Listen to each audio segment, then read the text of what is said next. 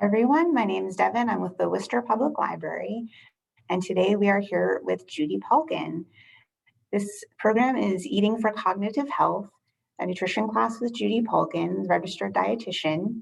Certain foods seem to be good for memory, learning, and problem solving, and preserving those abilities as we get older.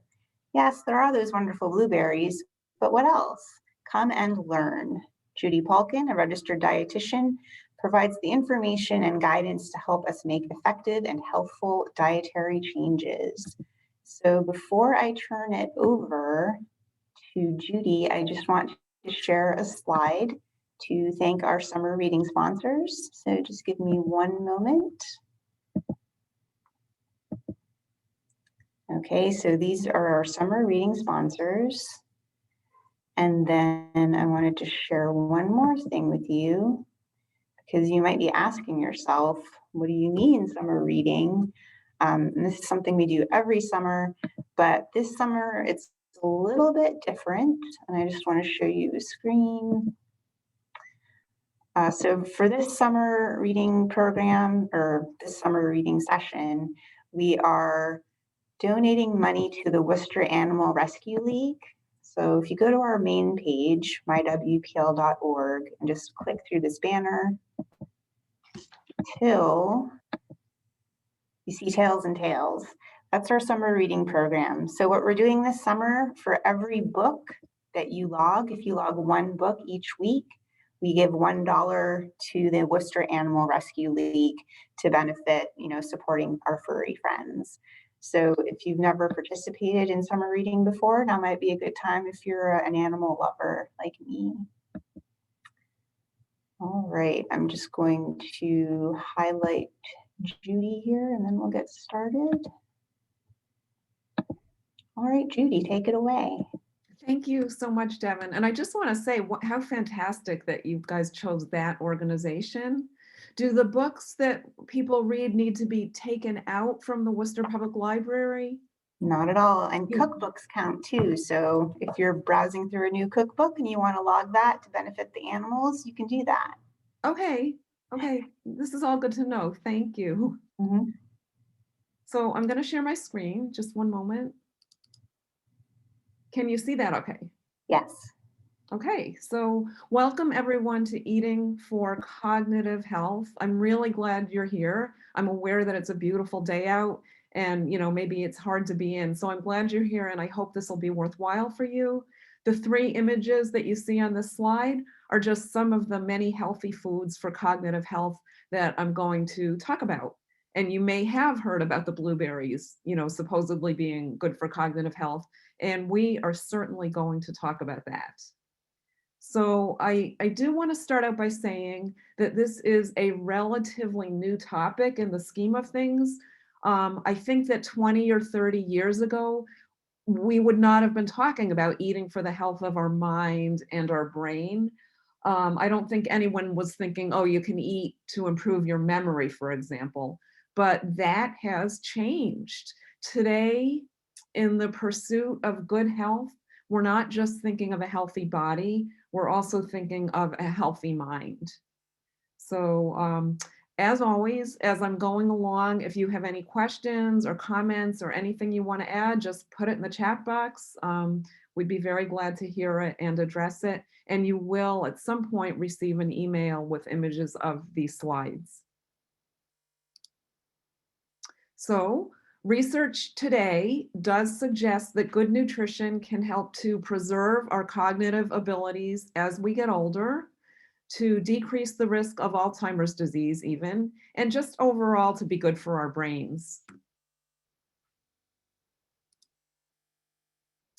That term cognitive function gets batted around a lot, so I just wanted to say what we're talking about when we're talking about our cognitive function. We're referring to abilities like paying attention, being able to learn and retain new information, like hopefully you remember some of the things that get covered today, comprehending ideas, reasoning, problem solving, being able to remember things, use of language, and exercising judgment. So I'm sure we all agree that we would like to retain these abilities as we move along in our lives.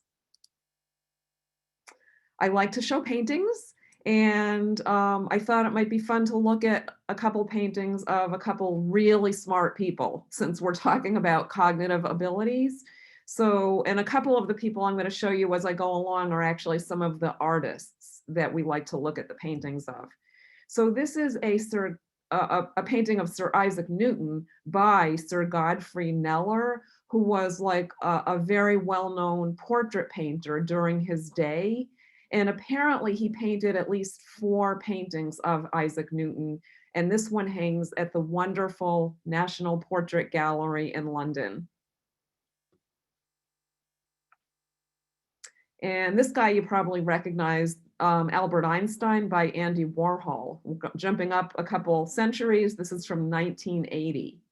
So we cannot all be Einstein. I know that I can't be Einstein, but what can we do? What can we eat? And what other things can we do in our lifestyle to be the best cognitive selves that we can be? So in terms of an overall dietary pattern, you can choose a Mediterranean diet. And if you were at my class last month in May, that was the entire topic. I talked about the Mediterranean diet. And in case you weren't there, it's a traditional way of eating that has evolved over centuries. So it's not anybody's new diet. And it's in the Mediterranean region, the countries that, surround the Mediterranean Sea. And it always includes a lot of fruits and vegetables and really healthy whole grains and beans and lentils and yogurt and spices and wonderful olive oil. And then depending on the country and the region, it may or may not include fish, but it generally includes these really healthful foods, and it seems to have a protective effect on brain health and is correlated with a decreased rate of cognitive decline. So you can just follow a Mediterranean diet and you are doing the best that you can do for your brain. There's another diet that's really healthful that's similar to the Mediterranean diet called the DASH diet. It doesn't get nearly as much press, but it came out of research looking for diet to lower blood pressure. So researchers at Rush University in Chicago have kind of combined the Mediterranean diet and the DASH diet, which believe me are really similar anyway, and they call it the MIND diet. So if you go online and look up diet and cognitive health, or if you pick up any magazine and see an article about diet and cognitive health, you're probably going to see the MIND diet, which is an acronym for something, but it's appropriately named because it's good for the mind. My opinion is you could just follow the Mediterranean diet. It's pretty much the same thing and get the same benefits. I want to show you just 2 studies that support the Mediterranean diet in eating for the health of our brains. This one was published just this year out of Bonn, Germany, and it was a big study. They looked at 512 participants and they assessed how closely they followed the Mediterranean diet. And they also assessed their cognitive skills like executive function and memory. And they all had brain scans to determine their brain volume. And 226 of them had their spinal fluid tested for abnormal proteins.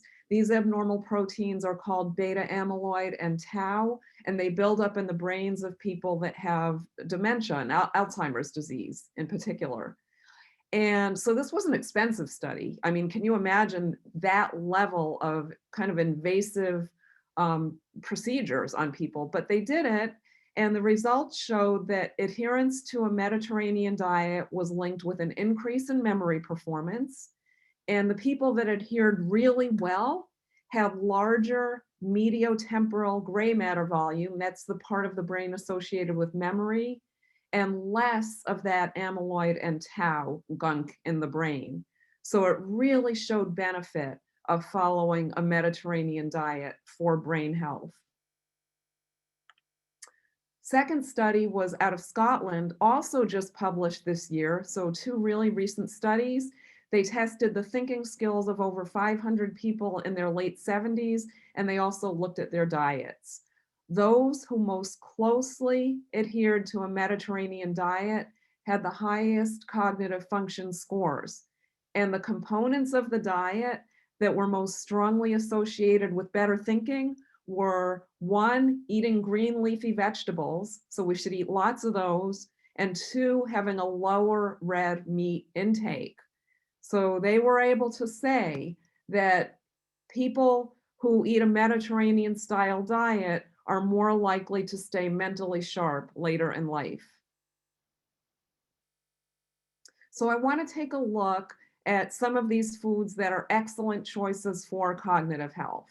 And not just the foods, but I also want to show you some specific nutrients in the foods that seem to be really good for brain health. And I'm actually going to give you some lists of foods high in these nutrients. And I want to talk about how we can eat more of these great foods. And if you can think of anything, like if you say, oh, I have found a way to eat a lot more of whatever it is, and you want to share it with us, put it in the chat box, because I'm sure we could use the help. So let's start off with those dark leafy greens, which I know that you know are very good for you. They're good for cardiovascular health, and they're good for our eyes. And it turns out they're also really good for our brains. They are linked to lower rates of brain decline. So first of all, they're rich in a ton of nutrients, like all kinds of vitamins and minerals and fiber and antioxidants. Two of the minerals in particular that researchers think really help the brain are folate. Folate is a B vitamin, and lutein, which is a carotenoid, like you've probably heard of beta carotene and carrots. This is a different carotenoid. It's yellow, and brain levels are related to cognition and memory in particular. So these dark leafy greens are high in both of these nutrients. I've got a list here. See if there's any here that you would like to eat more of. Maybe you like kale, or I can tell you that broccoli rabe is really delicious. So see what appeals to you and you might like to have more of. So getting your leafy greens, many, if not most of them, can be eaten raw. So, we all know that we can eat spinach or romaine raw in a salad, but I'm finding that even some of them that I traditionally cooked, like beet greens, my husband likes to buy beets and they've got these greens and I always cook them up. But in recent weeks, I have found that they're just as good chopped up raw and put into a salad. So sometimes you don't even have to go to the trouble of cooking them. But of course, you can steam any leafy greens. You can saute them in extra virgin olive oil. You can add them to soups, and these don't even have to be vegetable soups. You can just add them to any soups that you like. You can throw spinach into whatever you're cooking, whether it's eggs or pasta sauce. And for that matter, it doesn't have to be spinach. It can be any leafy green you like. And you can prepare a green smoothie. A green smoothie is just what we call a vegetable smoothie. It's just a way of getting some really good vegetables, in particular leafy greens, into you.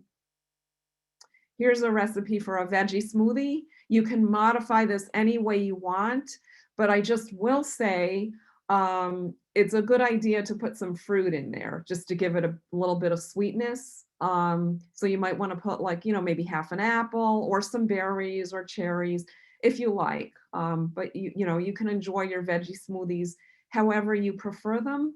The color can be a little bit off-putting to people when they first see them. They can be green. More commonly, they're like a greenish brown, maybe not what we think of when we think of like a purple smoothie made with berries. So if you just, if you're not used to that, you just need to get beyond the color because it's so nutritious. Another thing I like to say is don't forget the garnish. So if you are somewhere and there's a platter of sandwiches or hors d'oeuvres or whatever it is, very often this will be garnished with parsley or kale, or like this plate lined with, I think it was romaine. Be the person that also takes some of the garnish. It's perfectly good to eat. and you will be getting those wonderful leafy greens. Other vegetables are really good too.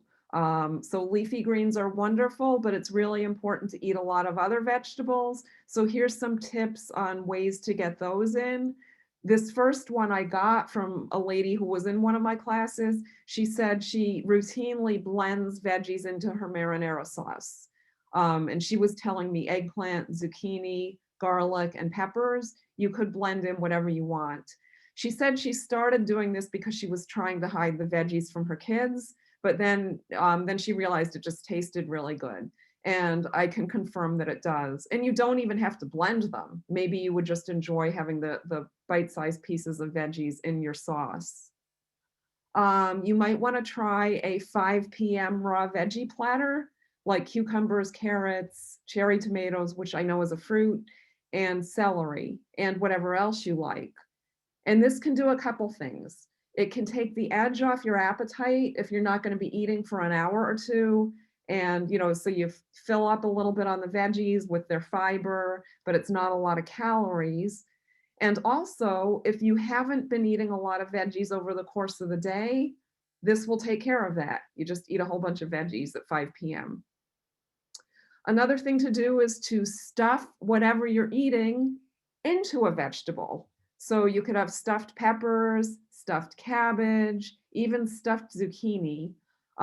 Just stuff your casserole or your pasta and sauce or whatever it is into it. Maybe throw it in the oven for a few minutes. Very good. But each of us should try to get at least 2.5 cups of vegetables per day. More is good when it comes to veggies. More is even better.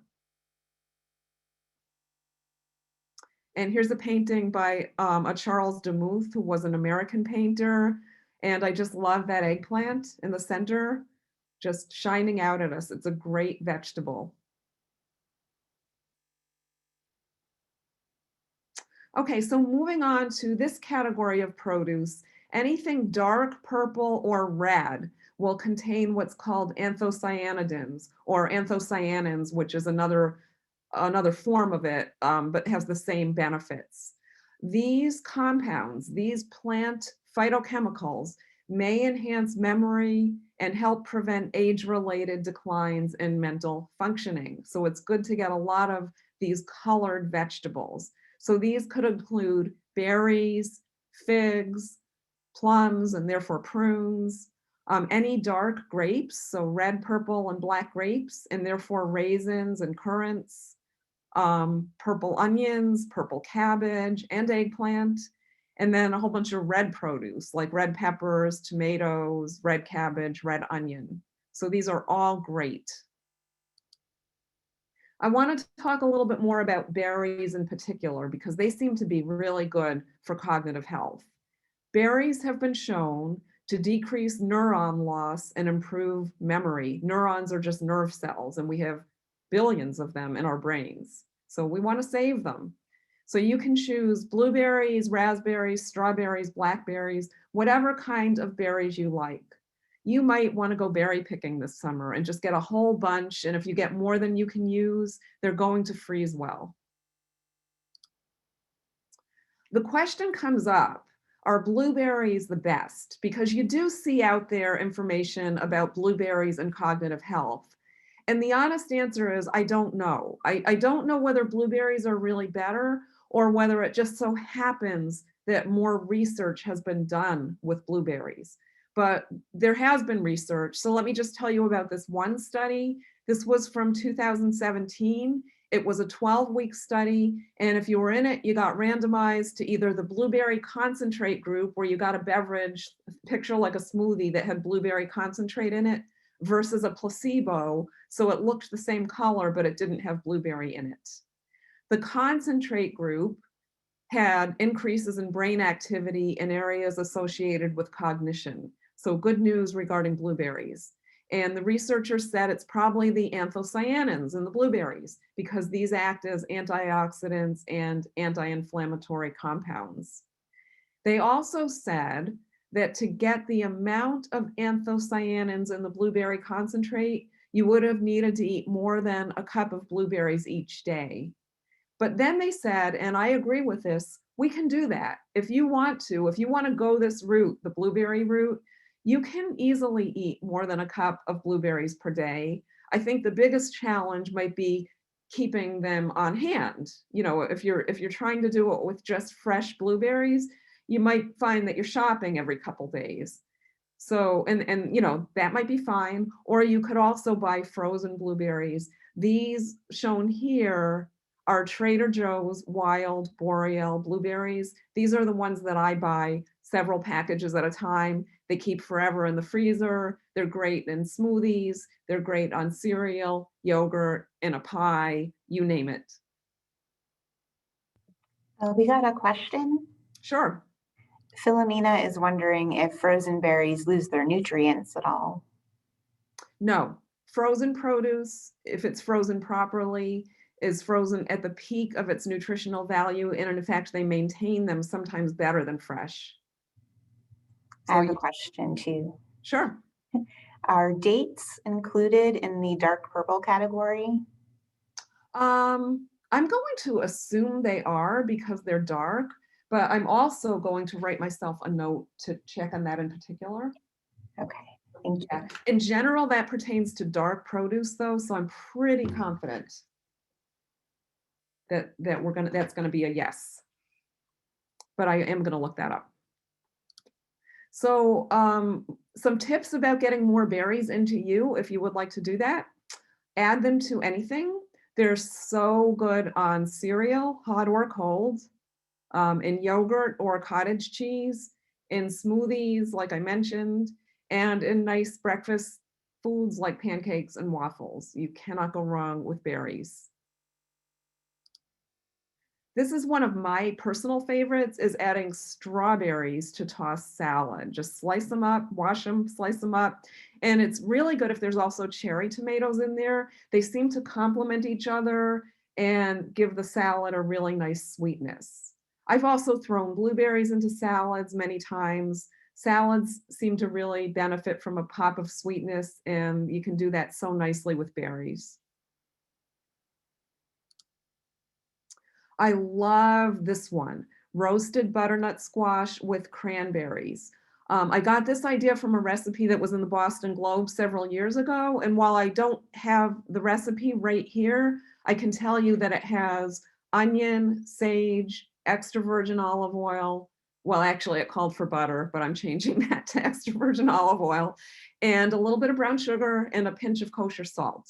And the thing with the cranberries is you don't even have to have fresh ones. Just like with the blueberries, you can buy the bags of frozen cranberries, or you can keep, the fresh ones in your freezer and just throw a lot of them onto the squash, and it roasts up very nicely.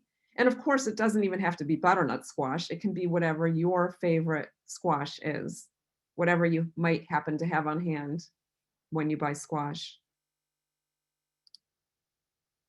And I'm speculating that ice cream is in all of our worlds. It's definitely in mine sometimes.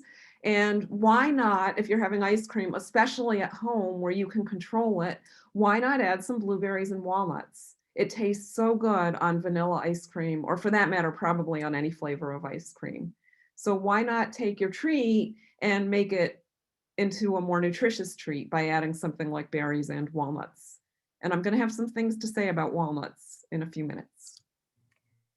We got another question. Sure. Grace is wondering if cranberries are part of the red skin nutrient group. They definitely are. They definitely have the anthocyanins like the other berries. They do. Yeah. Enjoy cranberries. They're one of my favorites. So more on dessert. This is a black raspberry galette. So a galette, as you can see, if you're not familiar with it, is kind of like a free-form, very rustic pie. I think of it as like a pie with no pressure. It doesn't, in fact, it's supposed to look messy. So you just really can take your favorite pie crust recipe. I use Joy of Cooking basic pie crust, and I always use whole wheat flour. So that's me. And then you roll it out, you put in whatever you're going to put in that you put into a pie. This was black raspberries that I picked last summer at Chauncey Lake in Westboro. there were a million bushes. If anybody goes to Westboro, Lake Chauncey, I'm hoping it'll be the same this summer with lots of black raspberries. And so I filled it with that, the pie mixture, and baked it. And there you have it. It's a nice dessert and fun to serve to people. And more on dessert. Simple, simple. Just take your favorite dark chocolate. So, side topic, and you probably have heard this, but dark chocolate is a better choice nutritionally. It's got more of those phenolic compounds that are good for cardiovascular health.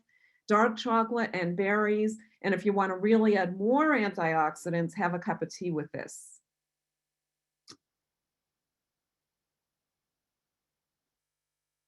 And I love this painting. I think it's one of the prettiest paintings that has berries in it. This is by Louise Moyon.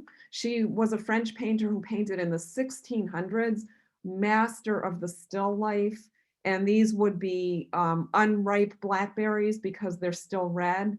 Just such beautiful attention to detail. And one thing I love knowing about Louise is that she was actually famous in her own lifetime, which wasn't always the case, especially for women.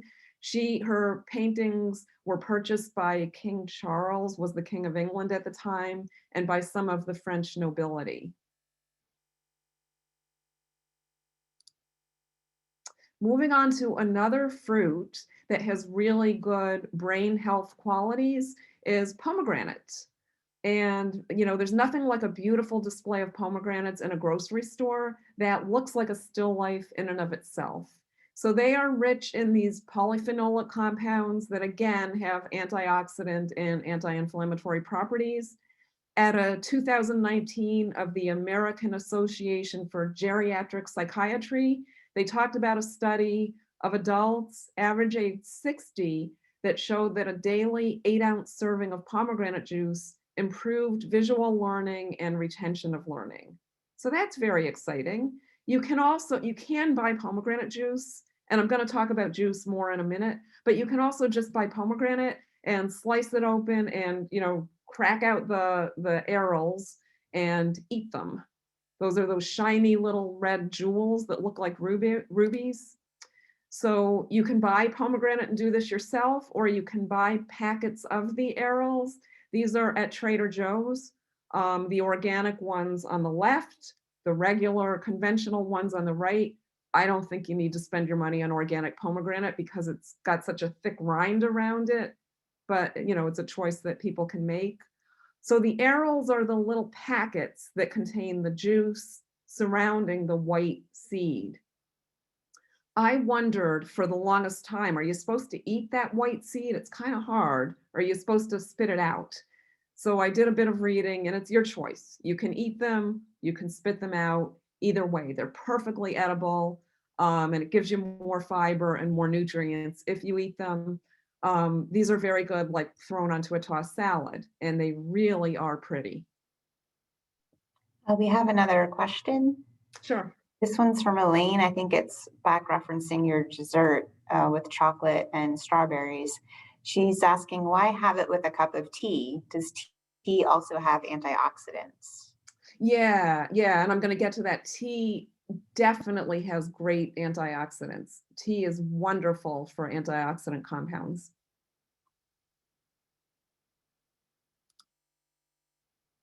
Oh, I love this one. This is John Singer Sargent at the Met, pomegranates.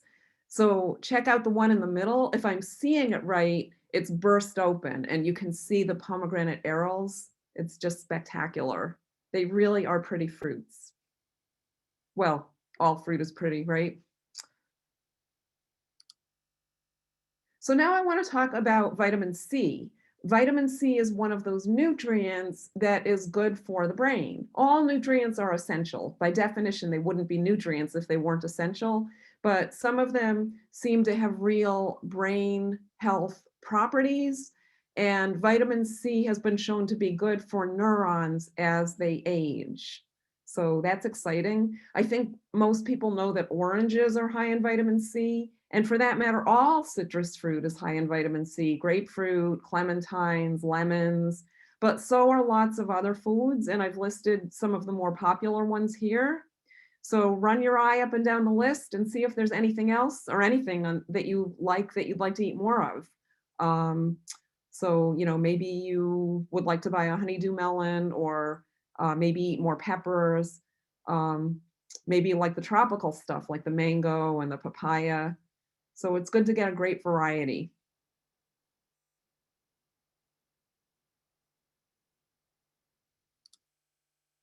And now, what about juice? So, I've talked about these really nutritious fruits. And yes, many of them get made into juices. And so they have the same compounds, those polyphenolic and anthocyanidin compounds that are good for the brain.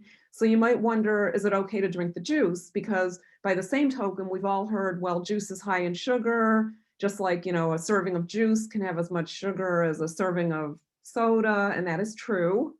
And the juice doesn't have the fiber that the fruit has to slow down the absorption of all that sugar. So first of all, the good news is, there's really nutritious juices out there. Examples would be dark grape juice, pomegranate, tart cherry, blueberry, and black currant. And even daily orange juice has been associated with a decreased risk of poor cognitive function. So in other words, it's good for the brain. And I don't remember like in my childhood all these juices being available, but now you can go to Trader Joe's or Wegmans and get black currant juice and blueberry juice. So it's on the one hand, that's wonderful. On the other hand, you have to know yourself and your own health. If you are diabetic or pre-diabetic or for any reason struggling with high blood sugar, you probably just better off sticking to the whole fruit with that wonderful fiber. And even for any of us, I'm kind of going to recommend limiting it to probably about a maximum of 4 fluid ounces of juice per day. Um, and you might have that all at once. You might like to put little splashes in your water or in your smoothie. So in general, the whole fruit is better, but I think there is a place for these juices if you think you would enjoy them and it would help you to get more of these wonderful nutrients in. And shown here is Trader Joe's 100% blueberry juice.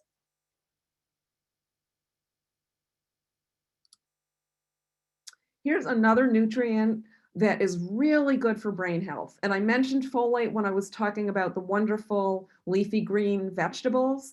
So folate is in those vegetables, and folate, along with another B vitamin, vitamin B12, is responsible for breaking down this substance called homocysteine, which is associated with poor cognitive function. So we need the B vitamins, and in particular folate, for good cognitive function. So here's a list of foods high in folate. So of course there's the dark leafy greens like spinach and kale, but then there's all these other wonderful foods, lentils and beans, which I'm going to talk more about in a second, maybe like asparagus or artichoke or avocado or any of these.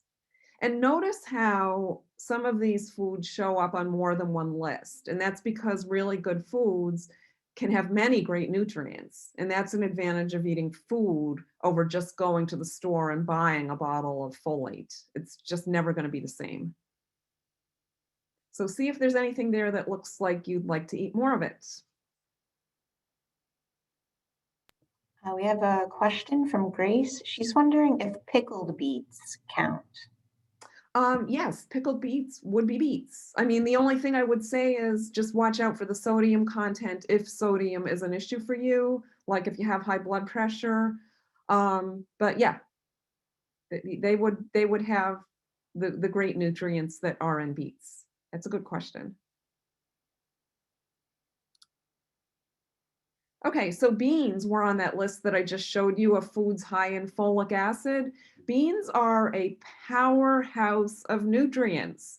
They have all kinds of B vitamins. So there's lots of B vitamins. There's like riboflavin and thiamine, and of course there's folate. And they also have other vitamins, and they have minerals and antioxidants and protein and fiber. So, one of nature's perfect foods that we should probably all try to eat a lot of. A good recommendation for health is to try to have at least a half a cup of beans at least 3 times per week. More is better. If you want to eat them every day, that would be really good for you. So how can you get them at least 3 times a week? I know in other classes I've talked about great bean dishes like chili and bean soup. So think about if you have a bean dish that you love, that you would like to make often, like maybe your favorite chili or something, or rice and beans, and you could make it. And if you're home at lunch times, you could even have it for a nice hot lunch. I think that's always really nice, a nice hot bean dish for lunch or dinner. You can also use beans to round out leftovers. So everyone knows leftovers are a great thing because then you don't have to really cook dinner. What I sometimes find is I've got leftovers, but it's just not quite enough. Like it might be chicken, it might be salad or something, and I just wish it was a little bit more. Okay, so open a can of something like chickpeas, put it in there, stir it all up. You look like the world's most creative cook, and all you've done is extend it. And finally, stock up. So you can't cook them if you don't have them. And maybe we learned this during the pandemic, but beans, whether they're canned or dried or both, beans and lentils are a really good thing to stock up on. And I know those shopping trips where I buy a lot of cans of beans, those are like kind of, I have to motivate myself because they're heavy. You know, once you get beyond like 6 cans of beans, it gets really heavy, but it's well worth it to have them in the house and to be able to cook them. We have another question from Grace. She's wondering if garbanzo beans are included in the good beans list. They definitely are. Yeah. Yeah. I know we think of them as something different, but they are a bean, as are pinto beans and black beans and navy beans. And, you know, there's red beans and cranberry beans and various varieties. They're all included. Yep. Whole grains are important for brain health. Whole grains are rich in B vitamins, which produce neurotransmitters and help to regulate energy use in the brain. So the whole grain includes all parts of the grain. So it's got the bran and the germ, as well as the starchy part of the grain. And shown here is just a container of Wassa whole grain crackers. The Wassa crisp breads are a pretty good line of crackers, and they're not all 100% whole grain, but this particular one is. And I like the Wassa crisp breads because they're crunchy. They take a while to eat, so they're satisfying. So you might buy 100% whole wheat bread or pasta, brown rice, oats, quinoa, barley, as well as some of the other whole grains that are a little less common, like amaranth and millet, but they're all good. And I find they can be mixed and matched. You can cook up more than one of them together, and it usually comes out just fine. So please do include them. It concerns me that there are popular diets out there that ask people to just eliminate grains. The paleo diet, the keto diet, the alkaline diet, and others. I would urge people, if you're going to follow one of those diets, maybe modify it and have some whole grains. You're not going to do that on keto, but you could do that on a paleo diet, for example, because they are so good for us. They really are.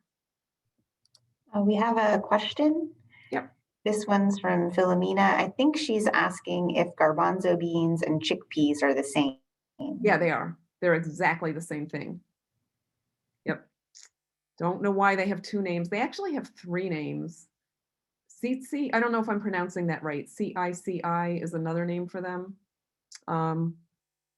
It's just to confuse us.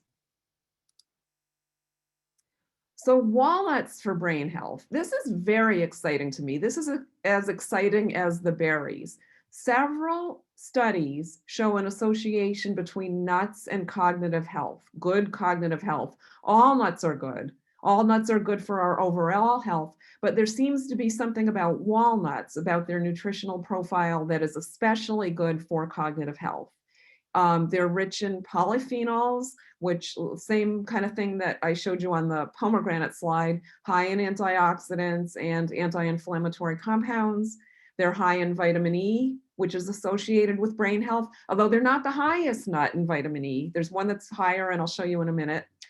And they're high in alpha-linolenic acid, which is an omega-3 fatty acid, more than other nuts. Other nuts don't seem to have any appreciable amount that I'm aware of omega-3 fatty acids.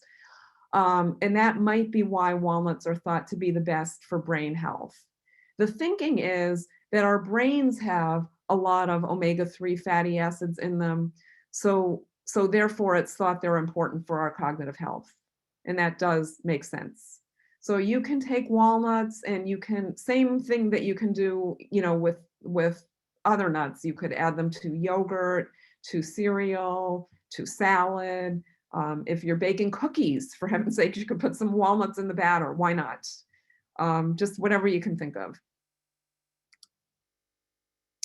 Here's a pretty painting by Alfred Sisley. He was an impressionist, French and British, and he usually did landscapes, but he happened to do this one of walnuts and grapes, and it looks to me like those are kind of golden plums in there as well. And this hangs at the MFA in Boston, and walnuts and fruit is a lovely dessert or part of a dessert or snack, or just part of a meal.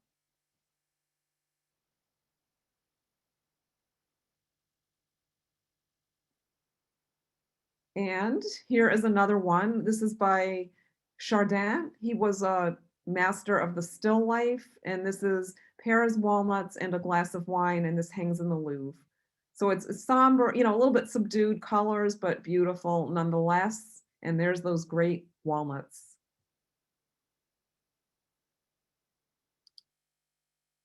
Okay, so vitamin E is another really good one for brain health.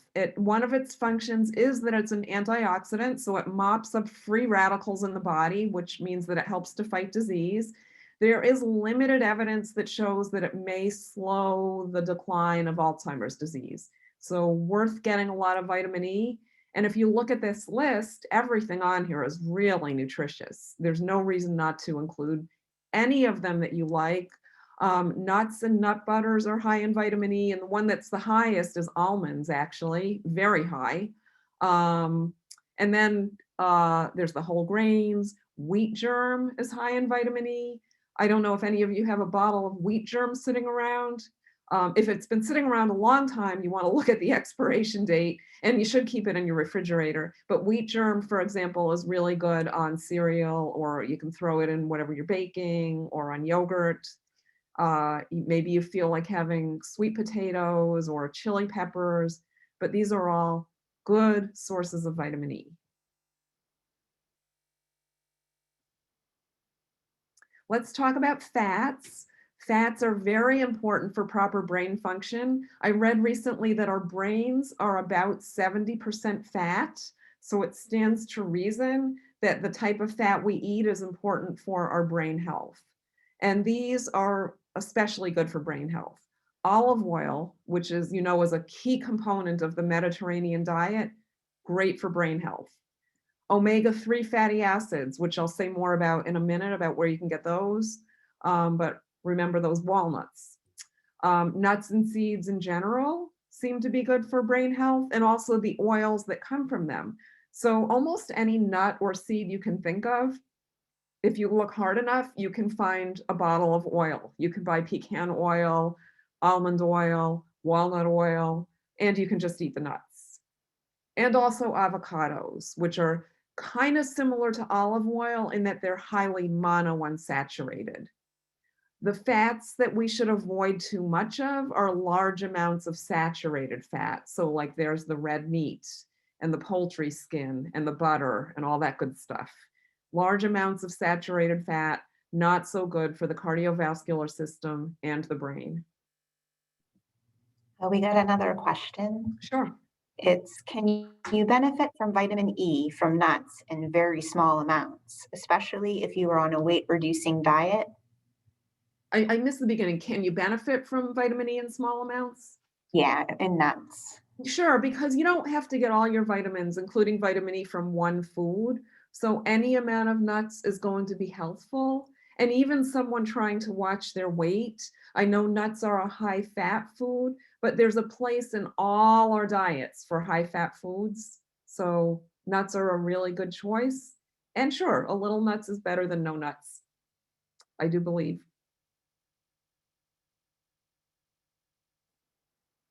This is where we can get our great omega-3 fatty acids.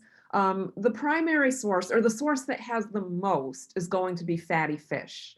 And some of the more popular ones are salmon, sardines, mackerel, trout, and bluefish. Cold, deep water fish has a lot of fat, and that fat is highly omega-3, which just refers to the chemical structure. It's an anti-inflammatory, healthful kind of fat. And then these seeds are also rich in omega-3 fatty acids: flaxseed, chia seed, and hemp seed. And, I know flaxseed has been around now for what feels like 100 years in the supermarkets, but now even chia seed and hemp seed are available. It feels like many places, so it's easy to find them and just throw them into whatever you want to put them in. There's those wonderful walnuts. And then to a lesser extent, canola oil and soybeans and soy products also have a little bit of omega-3s. So you can get your omega-3s from a variety of sources. You don't have to pick just one. Higher fish intake is associated with a decreased risk or incidence of Alzheimer's disease. And it's thought to be those great omega-3 fatty acids. They're important for brain development and maintenance. Here's just some recommendations. You could try to eat fatty fish at least twice per week. Canned fish are a great convenience, like canned mackerel or canned salmon or sardines. And there's so many ways to cook fish, but you can easily roast it in a hot oven, or even just cut it up into chunks and saute it on your stovetop. Works really well.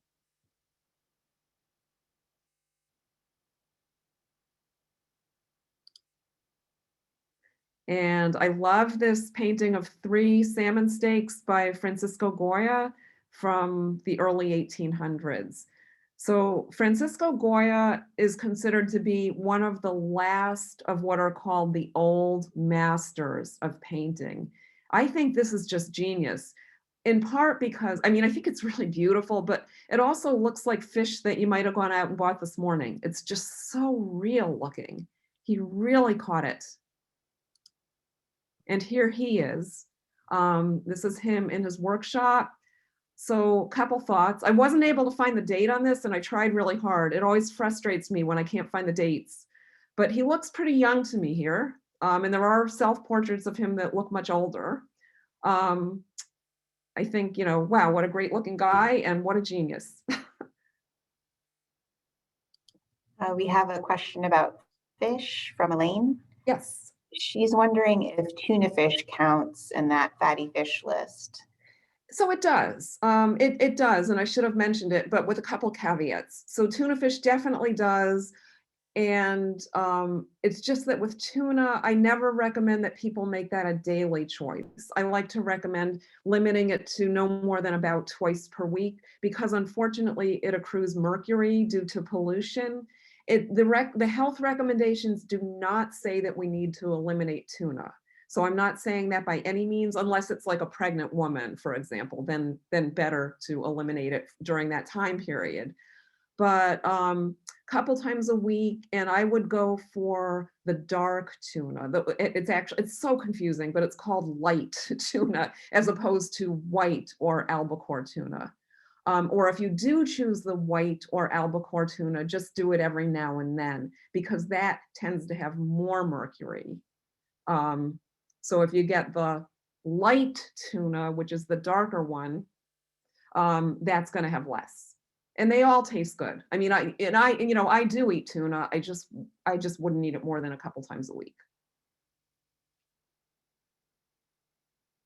This is a beautiful painting by Degas of a field of flax. And again, flax seeds do have those wonderful omega-3 fatty acids. So very pretty. Can you imagine being out walking and coming across that? What a treat, huh? Another type of fat I want to mention, but not in the same glowing terms, is coconut oil. So there's a lot of stuff about coconut oil online and in magazines. For some reason, people have fixated on it like it's really helpful, in particular for the brain. And there's absolutely no evidence out there to back up the claims that coconut oil is good for the brain or can help to prevent or reverse dementia or Alzheimer's disease.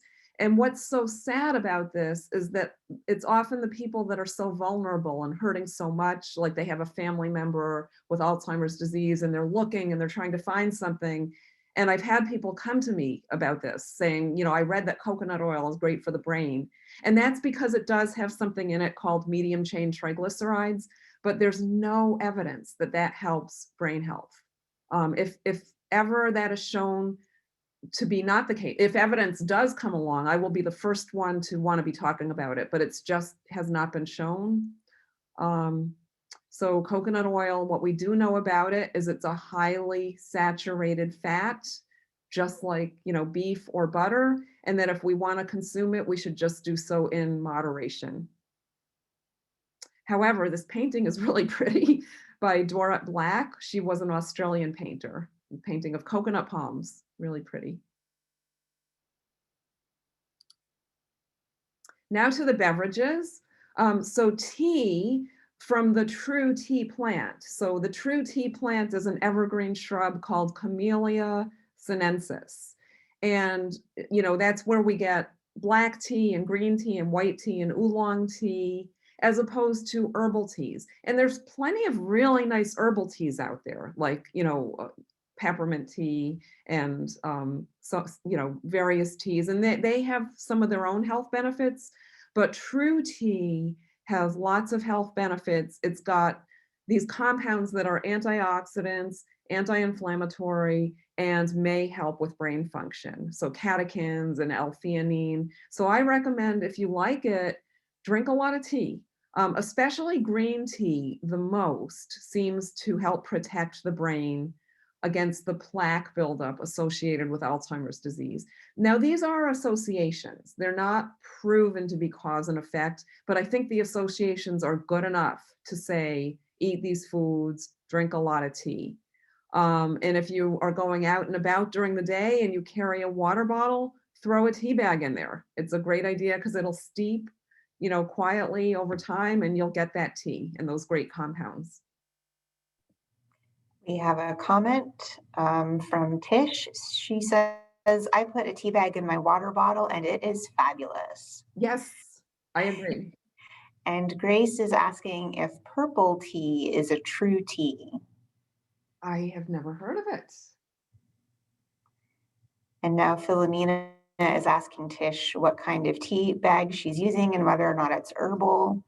I have a tea question. I can't really drink green tea. It makes me more jittery than, say, a cup of coffee. Mm-hmm. So if I had to pick between black tea or white tea, is there one that's better than the other? I'm not aware of one being better than the other. Pick whichever you like or alternate them. I'd like to know more about the purple tea. So if, was it Tish that asked about that? Grace was asking. Oh, I'm sorry, Grace. Okay, I'm sorry about that. So if you can elaborate, put it in the chat box, but either way, I'll look it up later. I don't know that is something from the regular tea plant, but there could be something, new that I'm not aware of out there about it. I just wanted to say airline travel. If you are flying and you're bringing a water bottle, like an empty, and then you fill it up once you pass security, put a tea bag in that bottle so that as you fill your water bottle at one of those stations, you then are making tea. So it's just one thing to take some of the misery out of travel, is that you'll have your bottle of tea. Okay, we've got some more comments here in the chat. One is a question: any difference between hot tea and cold tea? Does heat destroy benefits? No, heat doesn't destroy benefits, although there was that research that came out, I want to say about a couple of years ago, that said don't drink your tea too hot, like boiling hot. What the concern was, it seemed like an increased risk of, I think it was esophageal cancer, but it had to be so hot that most of us wouldn't drink it that way. like they were damaging the esophagus. So, if you're doing that, don't do that. But other than that, just regular hot tea that's cooled off for a couple minutes should be fine. And cold tea is fine. And also Tish is letting us know what kind of tea bag she puts in her water. She says Fortnum and Mason elderflower and strawberry and rose Williams Sonoma. And it does sound delicious. Sounds really good. Yeah. So I'm gathering that Williams Sonoma has their own line of tea. Yeah, they must. Okay, something else I need to look for. Next trip to the Natick Mall. Okay. And here is I think a beautiful painting. This is by Mary Cassatt, The Cup of Tea from 1879. So Mary Cassatt, I do have to tell you about her. I actually have something I'm going to read because there's so much to say about her. I don't think I can remember it all. So Mary Cassatt was an Impressionist painter. She was American. She was born in Pittsburgh, and her family was upper middle class, and they traveled to Europe, and she learned French and German and took lessons in drawing and music. So she had a privileged, lovely upbringing, and she knew that she wanted to study art and drawing. And she started studying at the Pennsylvania Academy of Fine Arts, but her parents did not want her to be a professional artist. But she must have been stubborn because she convinced them to not only be an artist, but to let her study in Paris. So she went to Paris, she got an apartment, and she established herself there. And she met Degas, and she eventually showed her paintings with the Impressionists. And she was the only American to do so. And there weren't too many women Impressionist painters anyway. She commonly painted paintings of a mother and child together. She had these soft, beautiful paintings. This one happens to be her sister, Lydia. And here's a self-portrait of Mary Cassatt that hangs at the Met in New York. Just beautiful.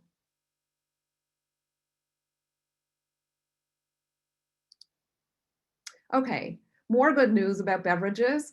Coffee, as everybody knows, if you drink coffee in the morning, coffee can give us an improvement in mood, our alertness, and boosts our ability to concentrate. And what's so interesting to me is it's not just caffeinated coffee. Studies have shown that decaf coffee also has these effects, maybe to a lesser extent, but it's not just the caffeine in coffee, it's also the antioxidants that seem to have the short-term brain benefits.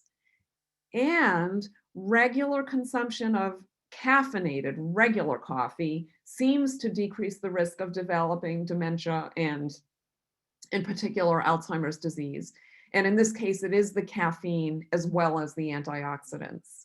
So if you have your coffee habit, that's not a bad thing, although we all have to weigh it against, is it making us jittery? Is it keeping us awake at night? And we might need to moderate the amount, but some coffee can be a really good thing. And wine. So wine has resveratrol, red wine does, and that may help to prevent age-related declines in memory. It scavenges those bad free radicals. And for brain health, what is recommended is moderation, always moderation with alcohol, no more than 1 glass per day, 1 wine-sized glass, 5 fluid ounces. You do not have to drink any wine, however, to get resveratrol. You can get it from grapes and grape juice, some berries. I've read blueberries and cranberries, and peanuts. We have a coffee question from Philomena. Sure. She's wondering, would you say that decaf coffee is healthy? I've heard mixed things, that it's fine, but others say no, it's too processed. No, it's still healthy because it still has the antioxidants and it still shows beneficial effects on our alertness and our mood and our ability to concentrate. It is helpful. It's slightly more it's somewhat processed, but most of the food we eat, even the coffee, is processed because we grind it. So I am not too concerned about that. And Tish shared where she buys her tea. So there's two websites, fortnumandmason.com. They also sell at williamsonoma.com. That's where she found her tea, and it comes in a nice tin. That's always such a bonus when tea comes in a Yes. pretty tin. It's really, you can put it out, it looks nice. Thank you for that. Okay, so to eat for the health of our brains, we also need to limit the same types of foods that we need to limit just to be healthy overall. I mentioned about the highly saturated fats and trans fats, which fortunately there aren't as many trans fats in foods now as the food manufacturers have started to get away from it. Red meats, butter, stick margarine and cheese, as well as pastries and sweets and fried and fast food. So a lot of these foods, not all, but a lot of these we might consider to be like junk food. And, yes, we do need to limit them to have a healthy diet, especially for our brains. And so this is a painting by Janet Fish, who's a contemporary American realist painter of coffee cake. And I love how she captures the details of the shadows and the glasses and the coffee cake itself. So my message here is not that we have to give it up 100% if we want it, but so it would be better to have a piece of coffee cake, but not the whole plate. That's my message. And also, look at this. If you are a person that likes china, like me, if you happen to collect or anything, if you see that teapot on the lower left, that looks to me like it's lusterware, which was a kind of china that was common in the beginning of the last century. My grandparents had that, and I have some of it. Maybe you do too. But she captured that really well. We have another tea purchasing recommendation from Elaine. She says Okay. a more local tea place is Upton Tea Company. They're actually in Ashland, and she's been ordering her tea from them for years. Oh, that's so good to know. Thank you, Elaine. Is there a store? You can nod your head. No, it's not a store. It's like a website. Okay, thank you. I will check that out. Great. I hope you guys don't mind. I realize I've gone a couple minutes over and I have just a few more slides, but it won't take long if you'll bear with me. Okay, I won't read you all this, but I wanted to mention the idea of cognition in a bottle, because there are supposed memory aids and substances that get sold over the counter or that you can order that are, that people make the claims that they help with memory and cognitive health. The two most common ones that I'm aware of are Prevagen. I feel like I cannot turn on the TV without seeing a commercial for Prevagen. And then also ginkgo. People have been talking about ginkgo in this regard for a long time. So Prevagen is an over-the-counter supplement.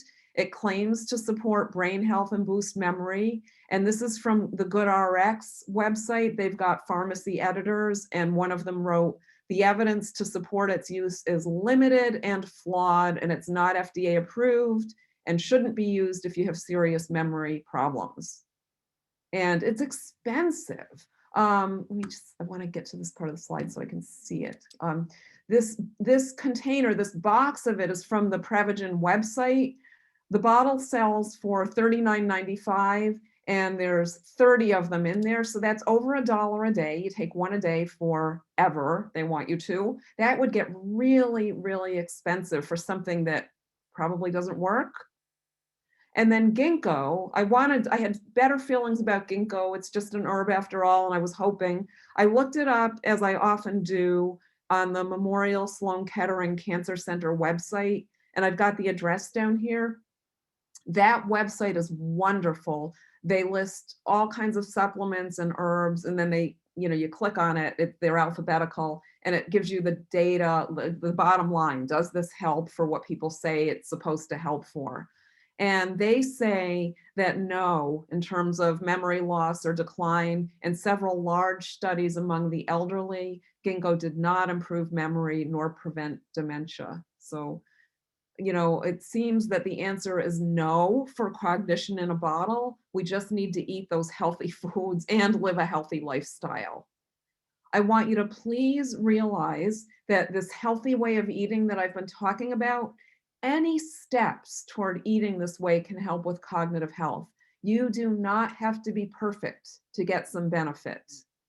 And if all this is sounding familiar, like maybe you've, talked to someone about eating for the health of your heart or something, the same diet supports heart health. What's good for our bodies is good for our mind. Although it does seem that there are these particular foods and nutrients that really seem to be good for the brain in particular, like the walnuts, for example. So I do like to present it separately, but it's also good for our entire body. And again, supplements cannot take the place of good food. Really quickly, some other lifestyle factors that can help with our cognitive function, and I'll show you with paintings. We should get regular physical activity. It actually has been shown to help cognitive health. So not just our endurance and everything, but our cognitive health. This is a painting by Henri Rousseau, a French post-impressionist. And I love how this lady is walking in a beautiful setting because that's very relaxing and good for our mental health. And we can do that. We can get out and find a beautiful setting to walk in. It's very, very important to get good sleep for our attention, our concentration, our memory, and our ability to solve problems. And this is by an artist called Amedeo Modigliani. I need to find more of his paintings. I just think he's spectacular. This is a dark young woman seated by a bed. And social interactions are very, very important for cognitive health. This is a painting by William Merritt Chase that hangs in the National Gallery of Art in Washington. And I know that our social interactions today look a lot different than this, but this was an old-fashioned call. But back then and now, it's really good for our health and our well-being to have people that we visit and talk to and that we enjoy spending time with. And the lady on the right was Elise, his wife, the artist's wife.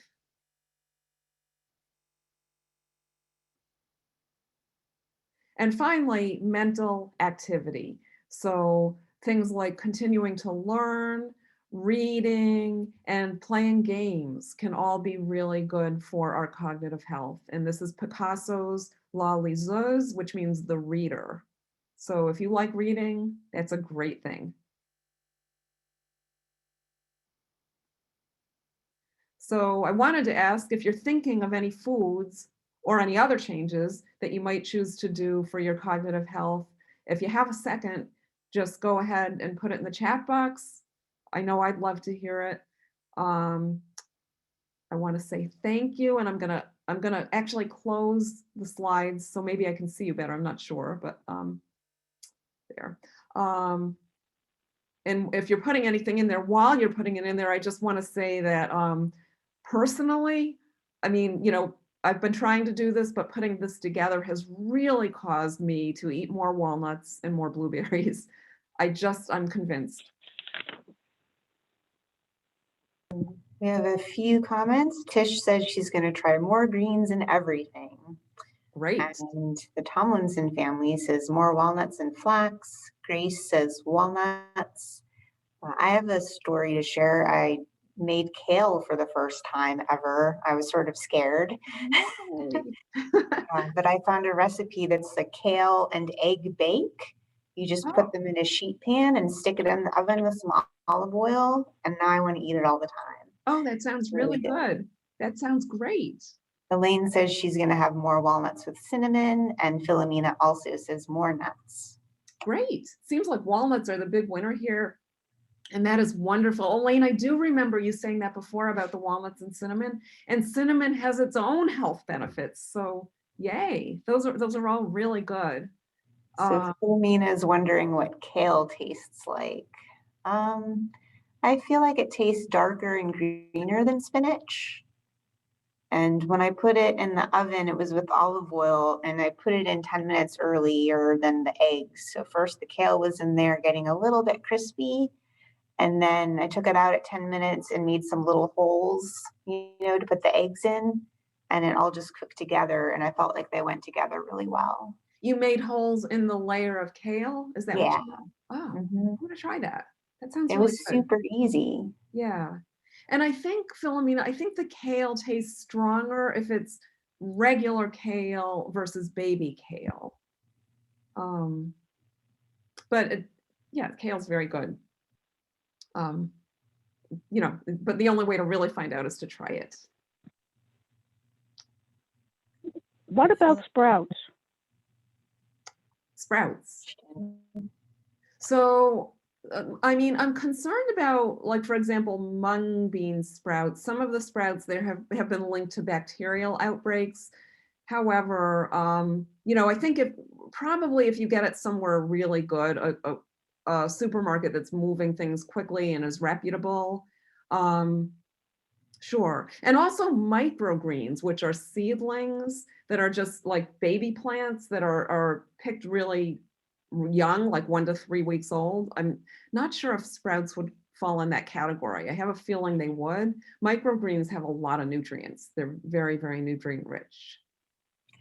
The Tomlinson family says the kale tastes sweeter in the winter, which I didn't know. Okay. And Philomena says she likes raw spinach in salads, and she's wondering if raw kale is tasty. I have had it in salads. Yeah, so it is good that way. I just never cooked it before, so I was a little nervous. Yeah. Nothing to be nervous about. And yes, they're both really good in salads. I'm going to stop the recording and show a couple books.